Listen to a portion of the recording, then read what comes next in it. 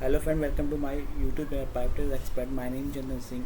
जैसे कि मैं अपने यूट्यूब चैनल पर पाइप एक्सपर्ट के लेटेस्ट जो है फिटर्स रिलेटेड आपके क्वेश्चंस हैं और प्लम्बिंग जॉब रिलेटेड नोटिफिकेशन है, अप्रेंटिस है, कैजुअल जॉब, अप्रेंटिस जॉब है, ठीक है। और मैं आईटीआई प्लम्बर ट्रेड से जो विद्यार्थी आईटीआई कर रहे हैं उनके लिए थ्योरिकल सब्जेक्ट को आज से स्टार्ट करने वाला हूं, ठीक है। इससे पहले भी मैंने 3-4 वीडियो बना रखी है थ्योरिकल के हैंड टूल्स और फिटिंग के बारे में, आप उसको देख लीजिएगा।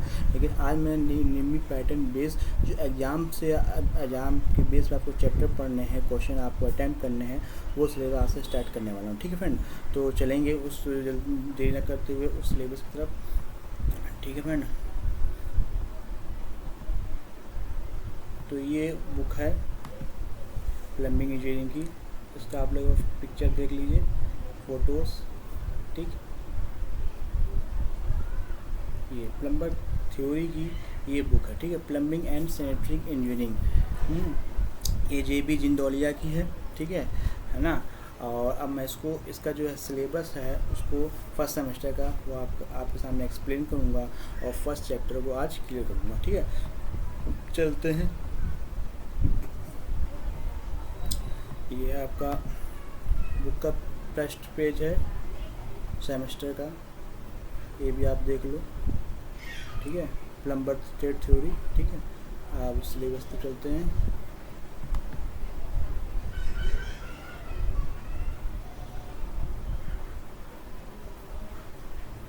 लैंड आर्ट से जो ये मैं चालू करने वाला हूँ, ये प्रॉपर्ली आईटीआई बेस होगा, है ना, और निम्बी पैटर्न पे होगा। आपने इसीलिए मैंने बुक का फ्रंट पे आपको दिखा दिया। तो ये आपका जो है सेमेस्टर फर्स्ट का है, ठीक है। तो मैं स्टेप टू स्टेप एक्सप्लेन कर देता हूँ, ठीक है। आपका ये है पहला जो चैप्टर होगा वो होगा इम्पोर्टेंस ऑफ सेफ्टी, ठीक है। अब जरा गौर सुनिएगा, ठीक है, क्योंकि आप लोग गौर से सुनते नहीं हो, ठीक है। थोड़ा गौर सुनिएगा, ठीक है। एज ए टेक्निकल सी ये ट्रेड है, ठीक है। तो आप इतना हल्के में लीजिए, ठीक है। अगर इसको कायदे से पढ़ेंगे तभी आप जो है आगे भी कर पाएंगे। तो पहला है इम्पोर्टेंस ऑफ सेफ्टी चैप्टर है, ठीक है। इसमें आपको प्रिकॉशन और कॉसेस आपको सिंबल से यूज करना पड़ेगा डिफरेंट टाइप का। और दूसरा है फिटर कॉमन हैंड टूल्स हैं। तीसरा है सिंपल फिटिंग ऑपरेशन है।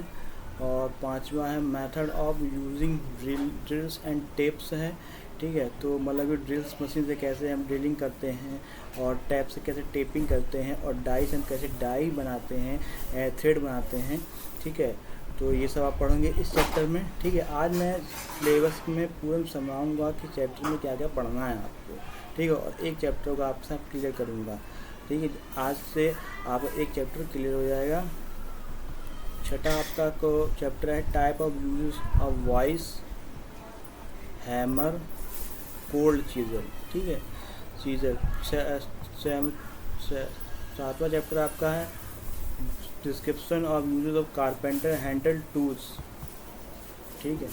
फिर 8वां चैनल आपका different type of locking fastening.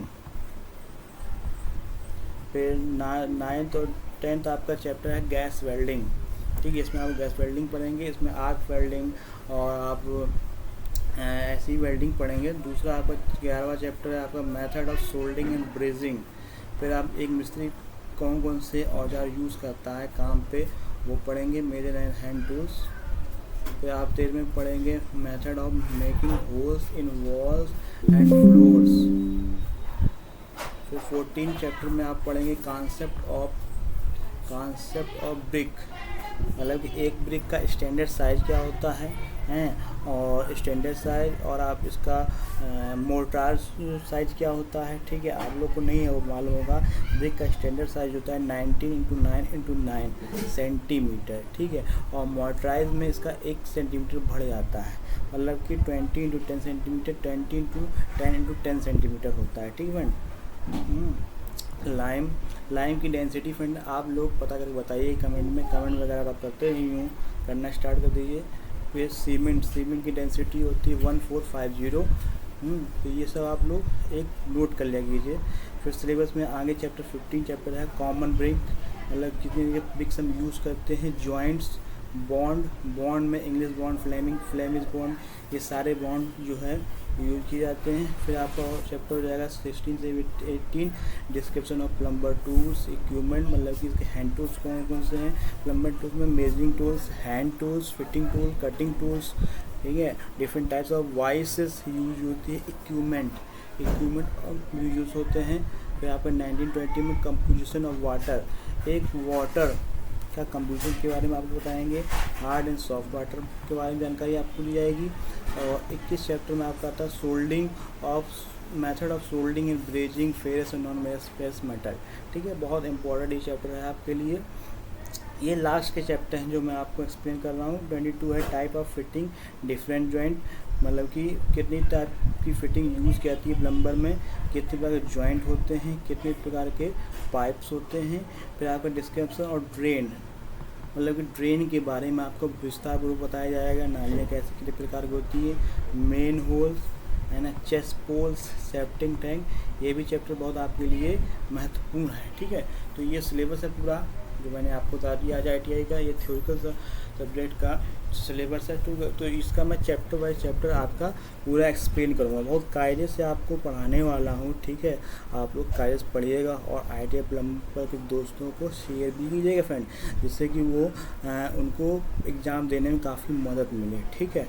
और मुझे भी थोड़ा हौसला जाए कीजिएगा लाइक करके और सब्सक्रिप्शन को सब्सक्राइब करके और आई बेल को प्रेस करके, ठीक है। चलते हैं चैप्टर 1 की तरफ। चैप्टर 1 आपका है सेफ्टी ऑफ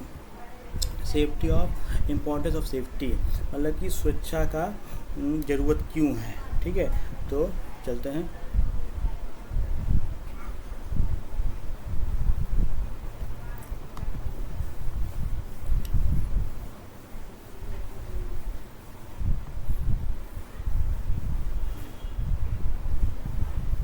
पहला चैप्टर है फ्रेंड, पहला चैप्टर का नाम है आपका है importance of safety and general precaution required for the trade, importance of trade, ठीक है फ्रेंड, है ना।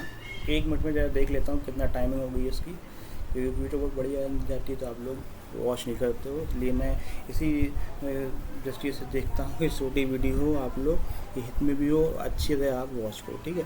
तो पहला है basic aids, basic first aid, मतलब बेसिक प्राथमिक चिकित्सा। ये कुछ आपने देखे होंगे कंस्ट्रक्शन साइट पर आप जाओगे तो ये कुछ सिंबल्स होते हैं जो वहाँ एज ए आपको देखने को मिलते हैं। तो इस सिंबल्स का क्या मतलब होता है वो आप समझ लो। ऐसे कि ये है, तो ये तो आप देख ही रहे हो, सिगरेट जल रही है, उसको काटा गया है गोले के अंदर से, मतलब smoking and naked flame the forbidden, मतलब कि यहाँ पर सिगरेट पीना मनाही है, ठीक है, क्योंकि ये फॉर्बिटेड एरिया है, ठीक है।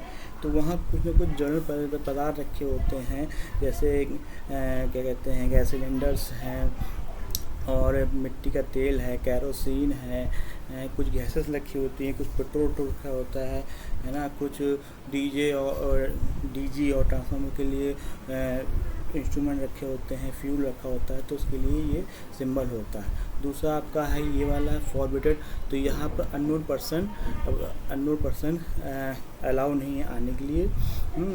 और यहाँ पे क्या है, do not extinguisher with water, मतलब कि आपको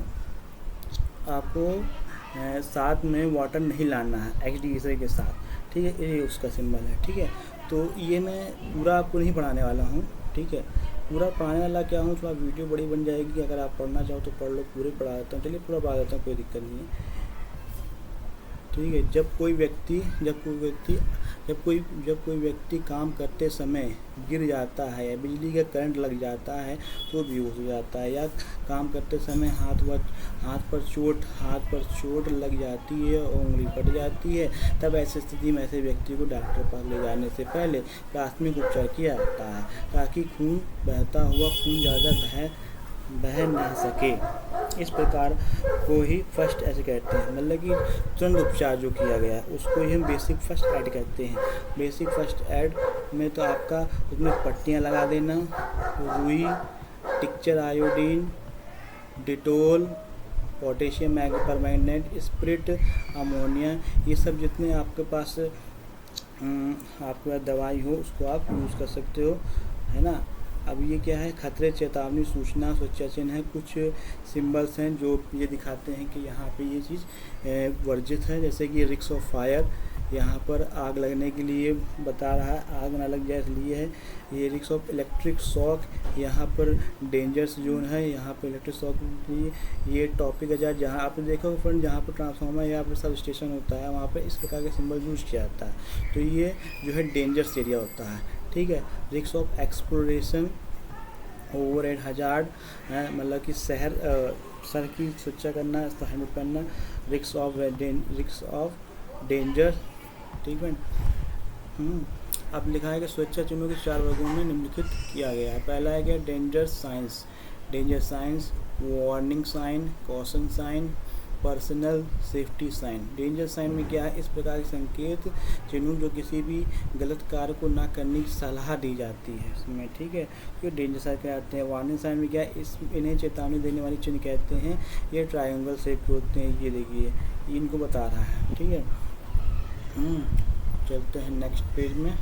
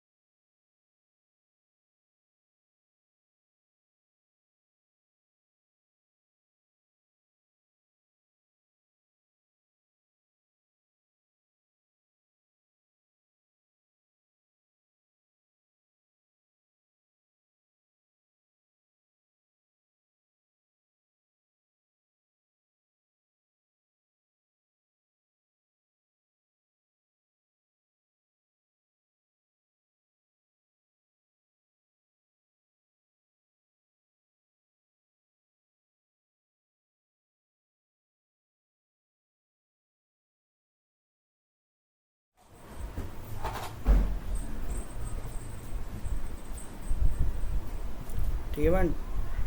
और ये जो है आपका कुछ और अदर सिंबल्स हैं, ये भी आप देख लीजिए, ठीक है। वो ओवरहेड लोड है, ठीक है। लगे ओवरहेड लोड लगे कोई व्हीकल आता है तो इस तरह का सिंबल दिए रखा है।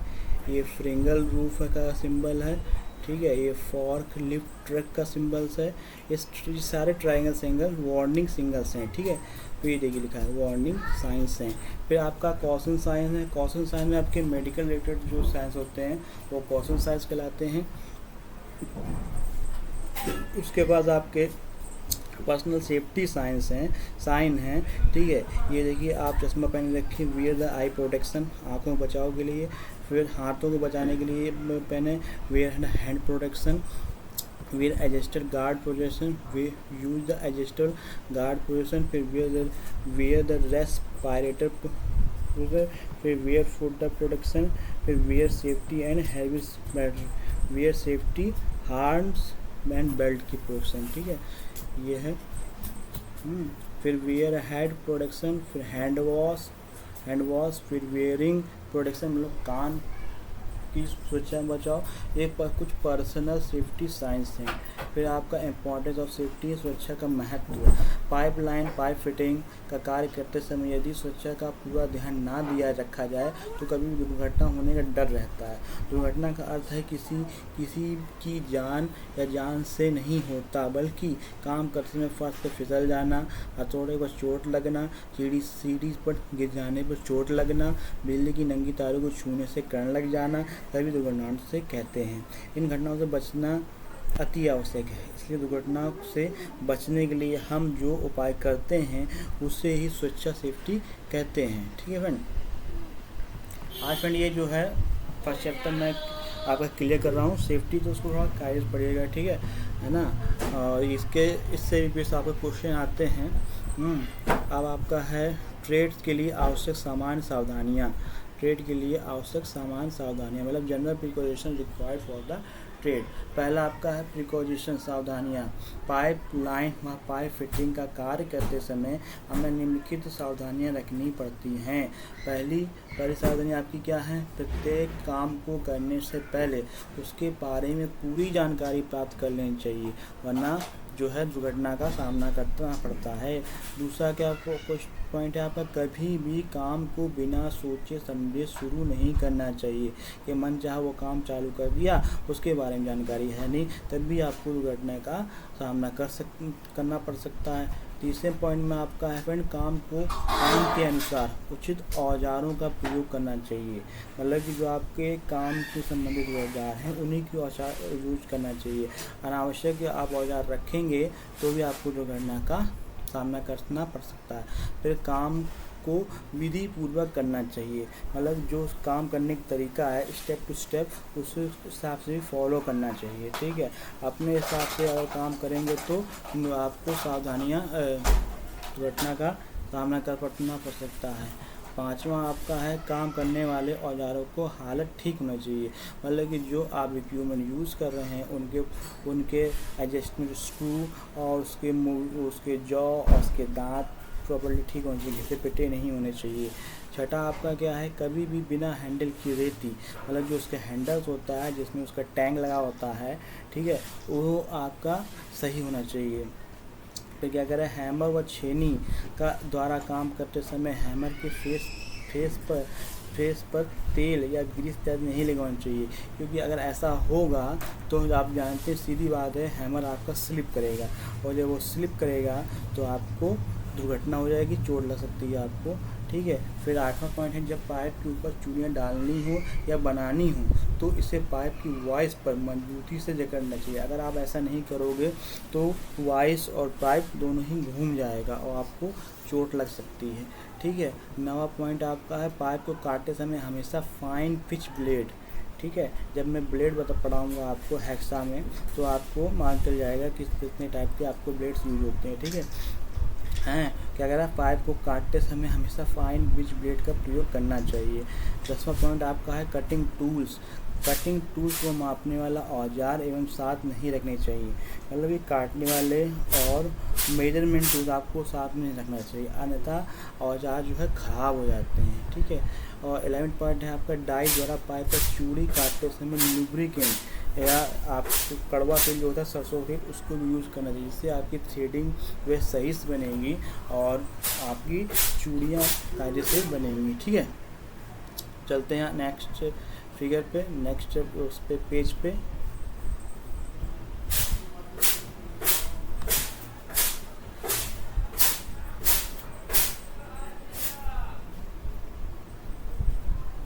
नेक्स्ट पेज आ गया फ्रेंड। ठीक है, अभी आपका चैप्टर खत्म होने वाला है, क्योंकि ये जो है पहला चैप्टर था, छोटा चैप्टर है। ठीक है फ्रेंड, ज़्यादा बड़ा चैप्टर नहीं है।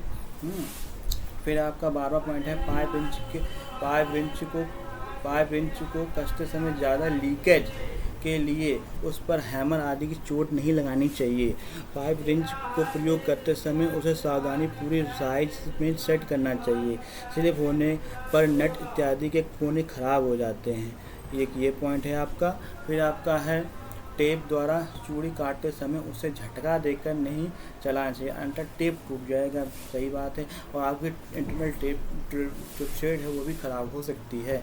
15 पॉइंट क्या है, चूड़ियाँ काटने के बाद आपको डाई को या डाई स्टार से बाहर निकालना चाहिए या आगे साफ करना चाहिए। उसमें जो बाबरी होती है अंदर होती है, जो आप चूड़ी काट बनाते हैं तो चूड़ी काट के जो फंसते होती है वो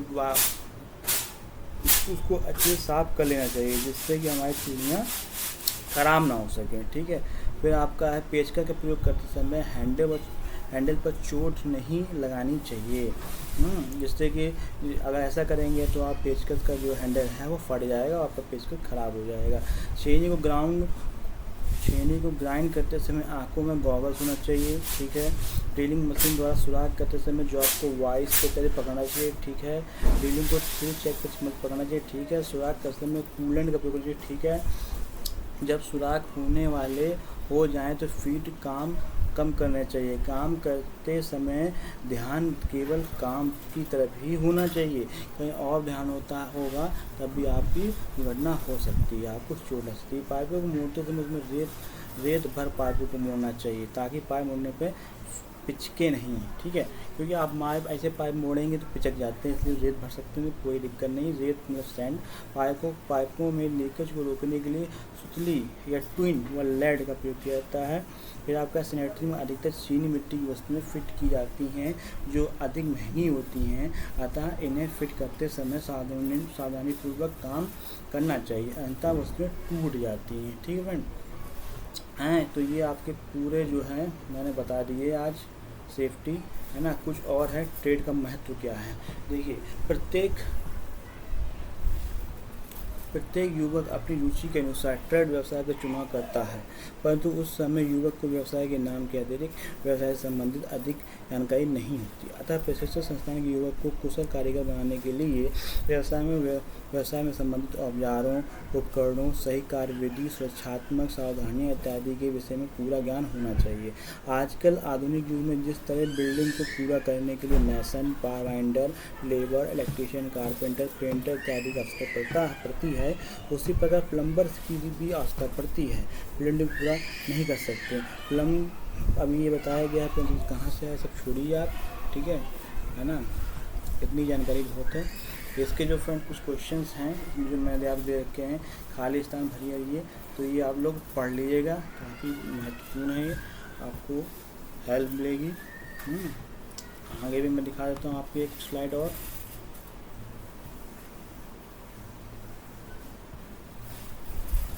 इस स्लाइड में भी आपको वही दिखाया गया है कि चेतावनी देने वाले चिन्ह की आकृति कैसी होती है, ट्रायंगल, जैसे मैंने आपको पढ़ाया। ये भी व्यक्तिगत सुरक्षा में जूते का चित्र संकेत करना चाहिए। सिर की सुरक्षा होती है, जूते का चित्र संकेत करना चाहिए। पैर की सुरक्षा के लिए यूज किया जाता है जूते।